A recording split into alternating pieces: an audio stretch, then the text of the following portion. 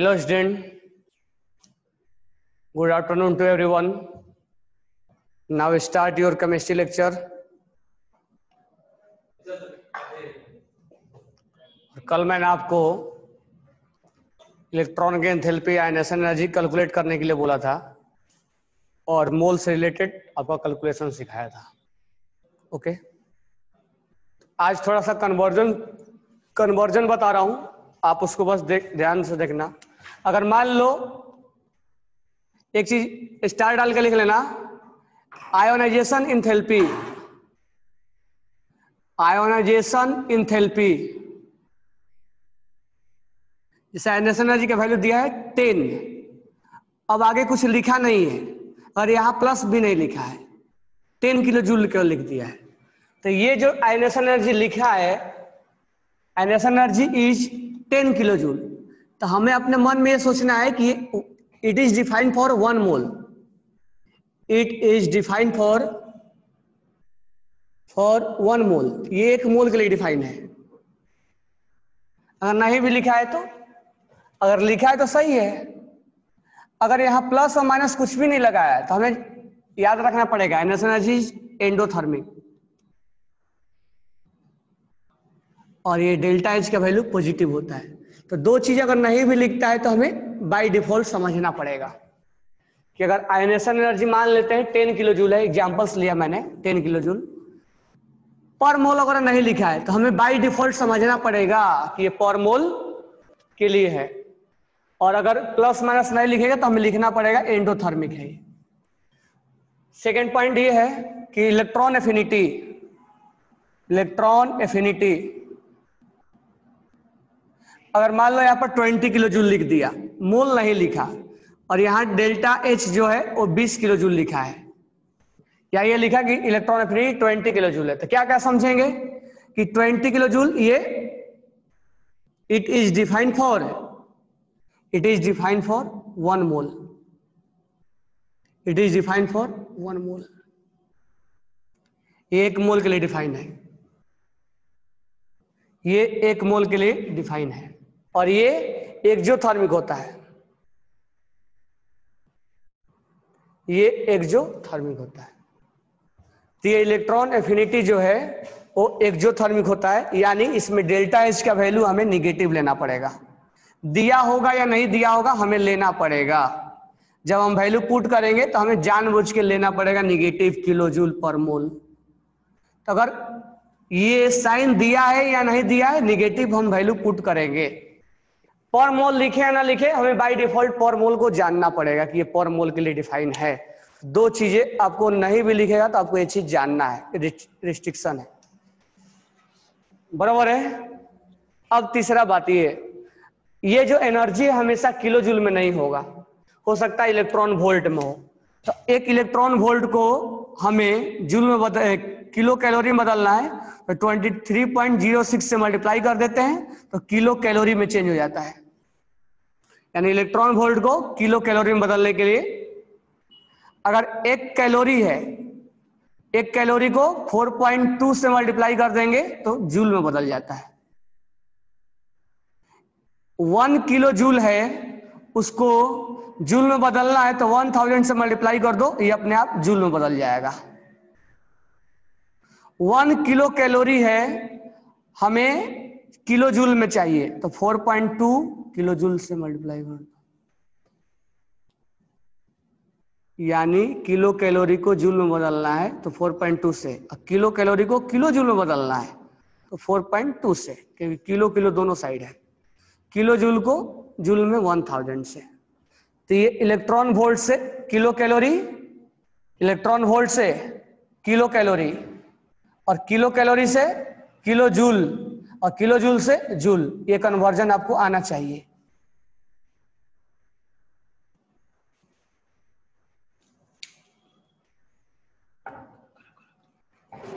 क्या हो गया विजय सर? मेरे को कैमलिन नको, लग्जर है ना. कैमलिन अच्छा है. वो अच्छा नहीं लगता है. कौन सा है? वाइट. एक कैमलिन है.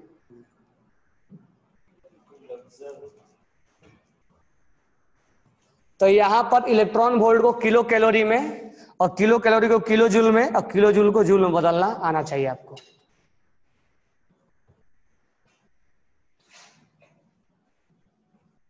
वीडियो स्ट्रक हो रहा है क्या? ओके। तो यहां पर ये दो चीजें आप जानना, क्या क्या जानोगे? आयोनाइजेशन एनर्जी कितने के लिए डिफाइन है? 1 मोल के लिए डिफाइन है। और डेल्टा एच का वैल्यू एंडोथर्मिक होता है, यानी पॉजिटिव होता है। इलेक्ट्रॉन एफिनिटी कितने के लिए डिफाइन है? 1 मोल के लिए डिफाइन है।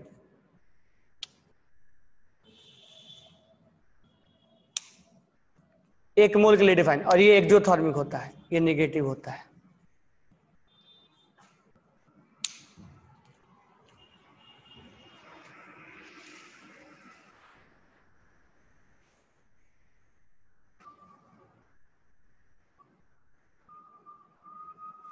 वीडियो क्लियर नहीं आ रहा?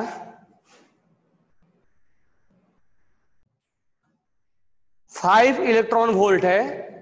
5 इलेक्ट्रॉन वोल्ट को हमें किलो जूल में बदलना है। तो पहले हम क्या करेंगे, डायरेक्ट नहीं बदलेंगे, इलेक्ट्रॉन वोल्ट को बदलेंगे किलो कैलोरी में।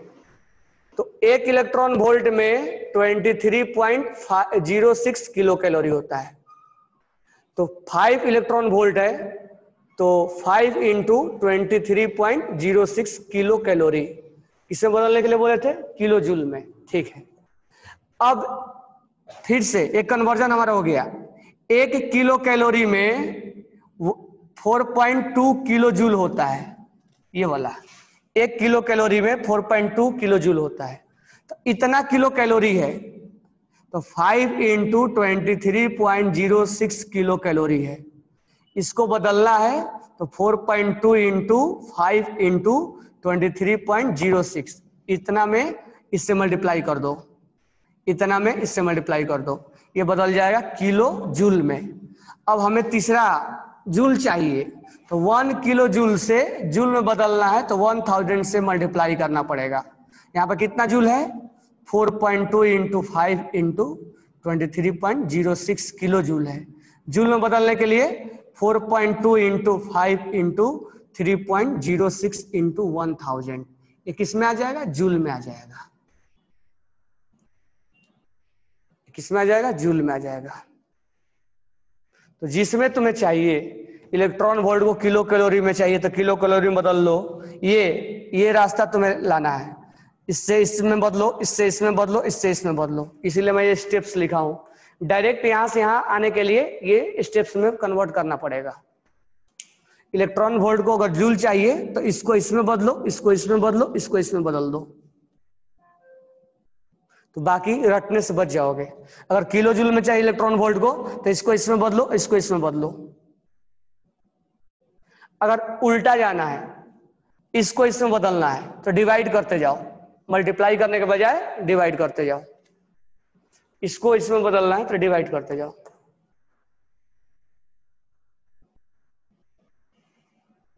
वो उतना रटने की जरूरत नहीं है, डायरेक्ट कन्वर्ट करो। जितना ये 4-5 चीजें है,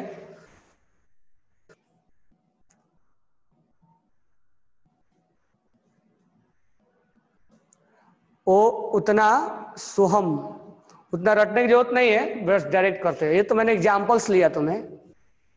और इसमें मल्टीप्लाई कर दोगे तो 96 के आसपास, 93 के आसपास आएगा। 96, हाँ उसी के आसपास आएगा। इसमें मल्टीप्लाई कर दोगे तो उसी के आसपास आएगा। किलो 23.06 इंटू 4.2 कितना आता है? 23.06 इंटू 4.2 96.85 आता है। सही है, 96.85 आ जाएगा। यानी 1 इलेक्ट्रॉन वोल्ट में अगर डायरेक्ट चाहते हो तो 96.0 कितना आ रहा था? 8 आ रहा था। 96.8 था या 08 था?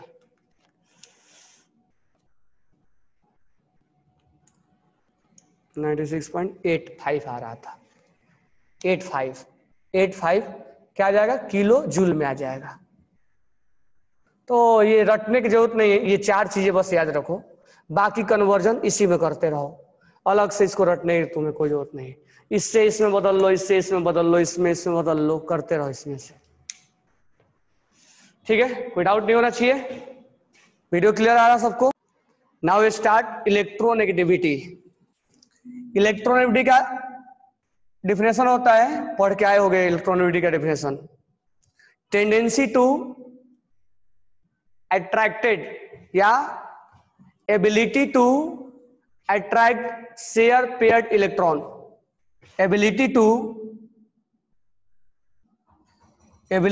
या टेंडेंसी टू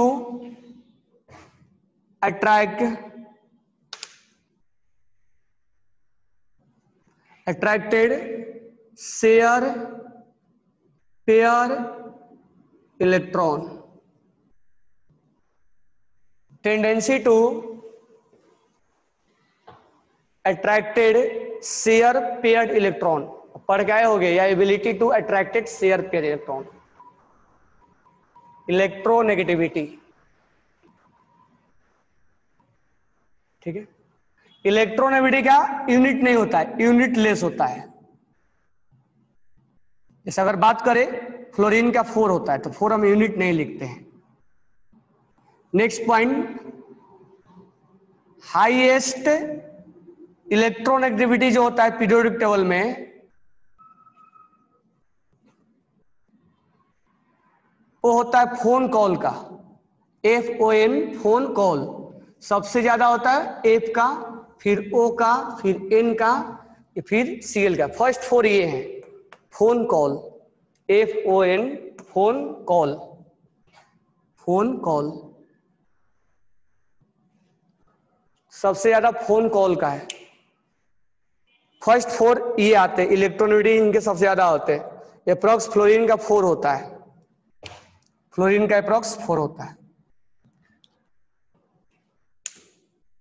अब हम फिर से आते हैं डिफिनेशन पे, बात अब थोड़ा सा कंपेयर का भी कर लेते हैं, जिसमें फोर्स ऑफ अट्रैक्शन, शॉर्ट में लिख रहा हूं, फोर्स ऑफ अट्रैक्शन जिसमें ज्यादा होगा उसका इलेक्ट्रोनेगेटिविटी उतना ही ज्यादा होगा।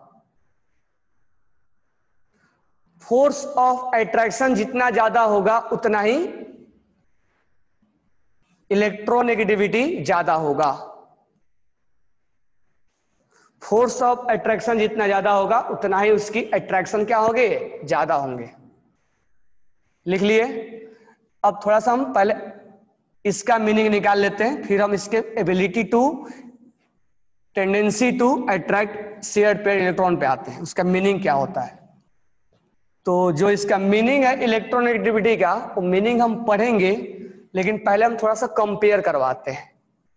ठीक है, तो अगर मैं कंपेयर करूं lithium, beryllium, boron, carbon, nitrogen, oxygen, fluorine, अगर मैं लेफ्ट टू राइट जाऊं तो दो दो ऑर्बिट मिलते हैं।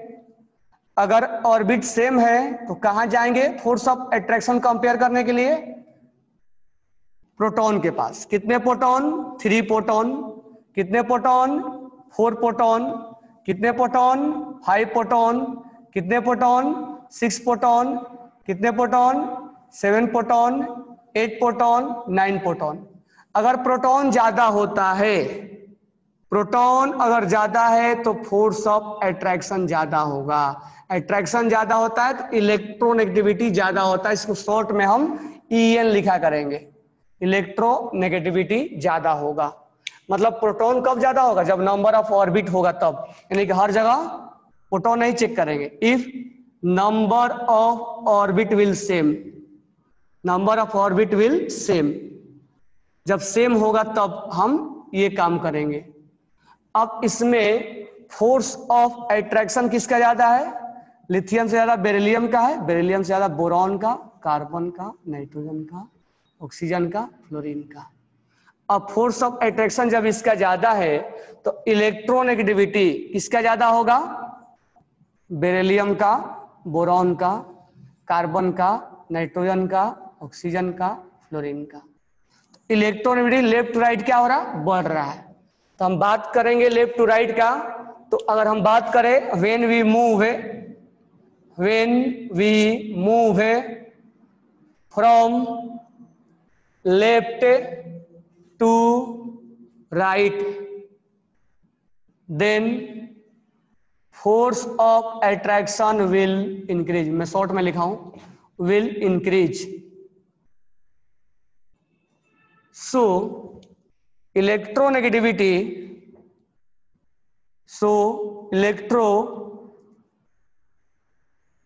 electronegativity will also increase. सबसे ज्यादा लेफ्ट टू राइट जाएंगे तो बढ़ेगा, सबसे ज्यादा हो जाता है फ्लोरीन का.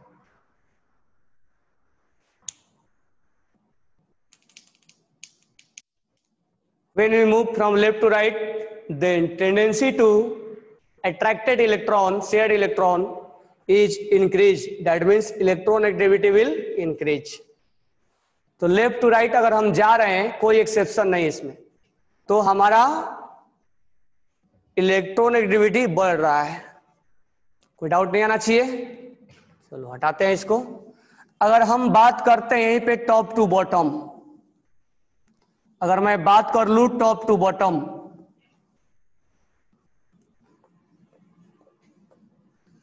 अगर मैं बात करूं टॉप टू बॉटम, तो टॉप टू बॉटम इलेक्ट्रोनेगेटिविटी क्या होगा? डिक्रीज होगा. ठीक है, एग्जांपल्स ले लेते हैं. लिथियम, सोडियम, पोटेशियम, रिविडियम, यानी लिथियम, सोडियम, पोटेशियम, रिविडियम, सीजियम. ये साइज क्या हो रहा है? बढ़ते जा रहा है. तो साइज बढ़ेगा तो फोर्स ऑफ अट्रैक्शन क्या होगा? घटेगा. तो when we move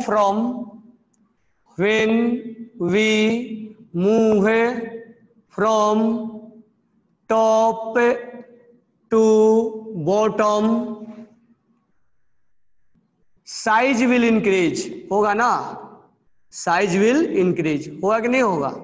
size will increase. जब साइज बढ़ेगा तो then force of attraction, short में लिखा हूं decrease, force of attraction will decrease. जब फोर्स ऑफ अट्रैक्शन डिक्रीज होगा so electronegativity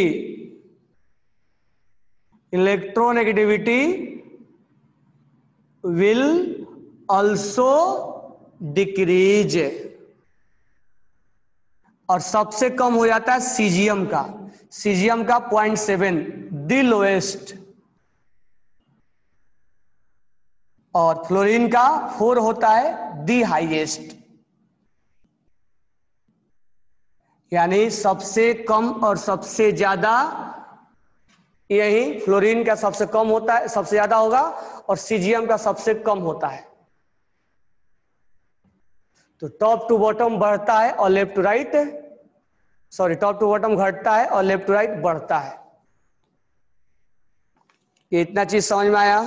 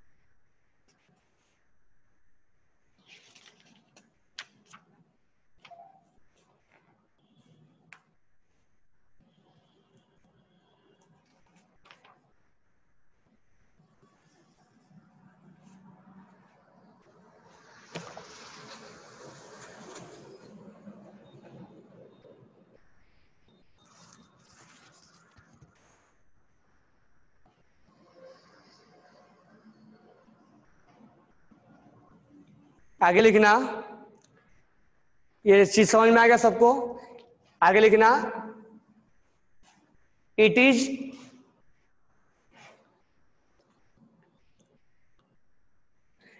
is property of atom in molecules. It is property of atom in molecules. It is property of atom in molecules. It is property of atom in molecules. It is properties of atom in molecules. अब ध्यान देना यहां पे, इसका meaning समझा रहा हूं और इसका मीनिंग समझा रहा हूं। एबिलिटी या tendency to attracted,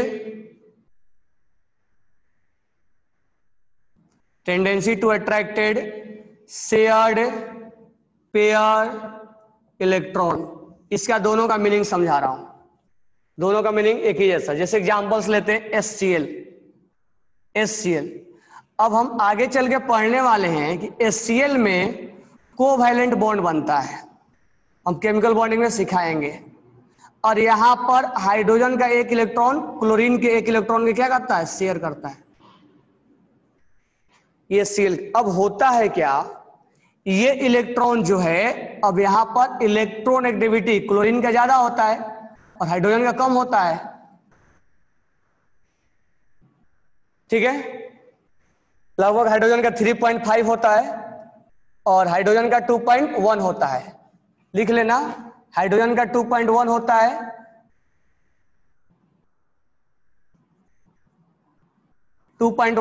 HP Hindustan petroleum का दोनों का 2.1 होता है। फ्लोरीन का 4 होता है, ठीक है। कार्बन का 2.5 होता है, आगे अभी लिखवाऊंगा। अब यहां ध्यान देना, इस इलेक्ट्रॉन में और इसमें इसका फोर्स ऑफ अट्रैक्शन ज्यादा है खींचने का। अब ये होता है क्या, ये इलेक्ट्रॉन थोड़ा सा शिफ्ट कर जाता है किसके तरफ, क्लोरीन के तरफ। तो इसका इलेक्ट्रॉन इसको खींचने की टेंडेंसी है, एबिलिटी या टेंडेंसी टू अट्रैक्टेड। ये शेयर्ड इलेक्ट्रॉन है दोनों, और इसका इलेक्ट्रॉनिटी ज्यादा है तो ये इलेक्ट्रॉन थोड़ा अपने तरफ शिफ्ट कराता है। तो ये इलेक्ट्रॉन थोड़ा सा, इसका जो अपना इलेक्ट्रॉन था वो दूर भाग रहा है इससे, और किधर जा रहा है, जा नहीं रहा, मतलब टेंडेंसी हो रही है, यानी उसके से दूर होके मेरे पास आ रहा है क्योंकि मेरा पावर ज्यादा है। How to those number are calculated, ये कैलकुलेशन मैं आगे सिखाऊंगा पॉली स्केल और मोलिक्यूल्स पे, उसके लिए वेट करो, पहले मीनिंग समझ लो। या तुम्हें अभी याद रखना पड़ेगा, हर बार कैलकुलेट करके याद नहीं रखना पड़ेगा, 10-15 लिखवा दूंगा, उसके लिए तुम याद रखोगे, हर बार कैलकुलेट नहीं करेंगे ना। और कैलकुलेशन मोलिक्यूल्स और पॉली के स्केल पे सिखाऊंगा।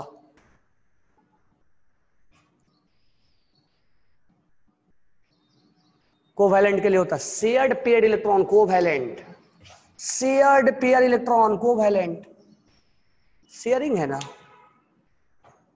This is for covalent bond, shared pair electron, shared pair electron. तो हमें थोड़ा अभी केमिकल बॉन्डिंग में सिखाएंगे कौन कोवैलेंट होता है।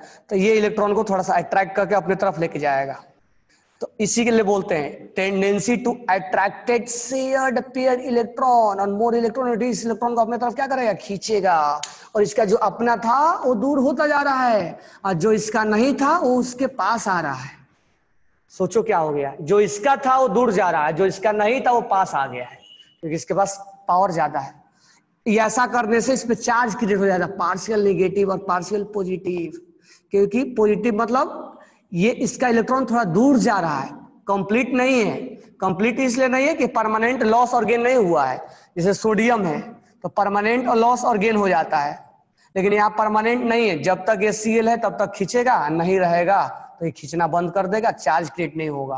यानी Cl के इफेक्ट से चार्ज क्रिएट हुआ है, या इनके इफेक्ट से इसका चार्ज क्रिएट हुआ है, तो इस पे चार्ज क्रिएट हो जाता है। और ये पार्शियल बोला मैंने, कंप्लीट नहीं।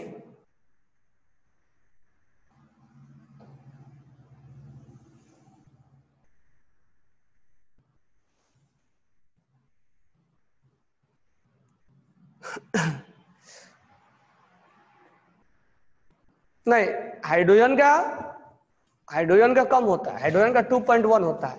अब ये ऑर्बिट के अनुसार से चेक नहीं करेंगे। क्लोरीन का 3.5 होता है लगभग। सबसे ज्यादा होता है पीरियोडिक टेबल में फोन कॉल का, FONCl, पहले ही लिखवा दिया था। इसका कंपेयर किसी के पास नहीं है। पीरियोडिक टेबल में सबसे ज्यादा होता है फोन कॉल का, उससे ज्यादा किसी का नहीं होता है। समझ में आया शुभम?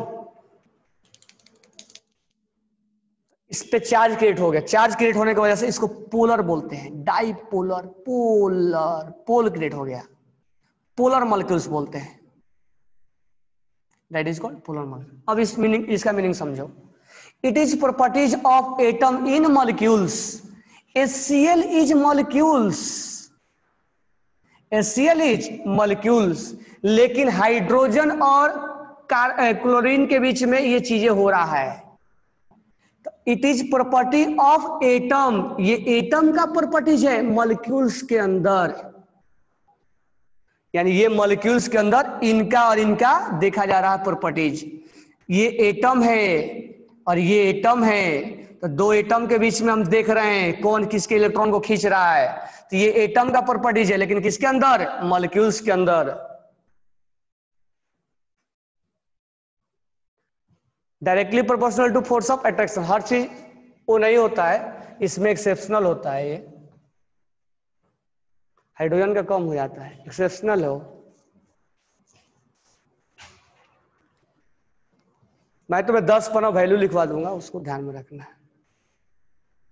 नॉर्मल केस में top to bottom, left to right करेंगे, बट अब हाइड्रोजन का छोटा होता है, साइज छोटा होता है उसका, तो उसका ज्यादा होना चाहिए था, बट उतना ज्यादा नहीं होता है क्लोरीन को पीछे छोड़ दे। बराबर है क्या? क्लोरीन को पीछे छोड़ दे, ऐसा नहीं होता है।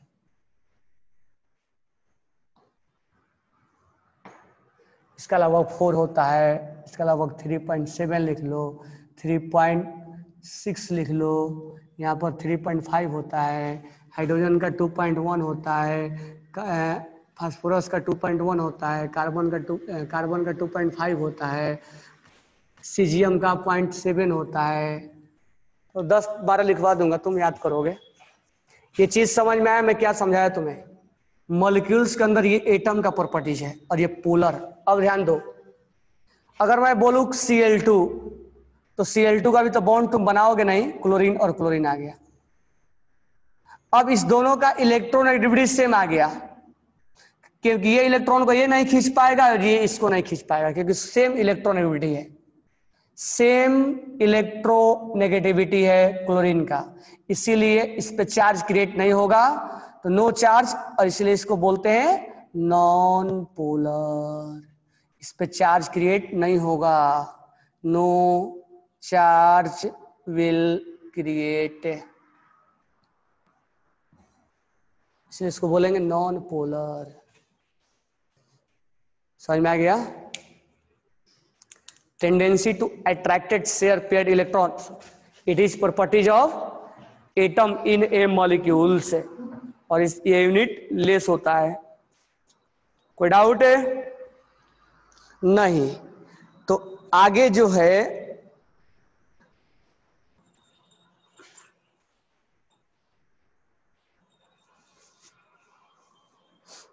अब आगे जो है हाउ टू कैलकुलेट, हेडिंग डालना, how to calculate electronegativity, how to calculate electronegativity, ये इलेक्ट्रोनेगेटिविटी कैसे कैलकुलेट किया जाता है? How to calculate electronegativity,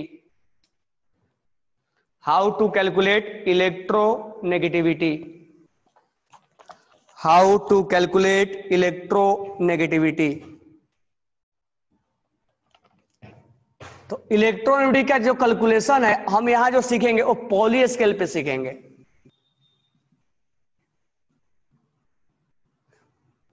poly scale,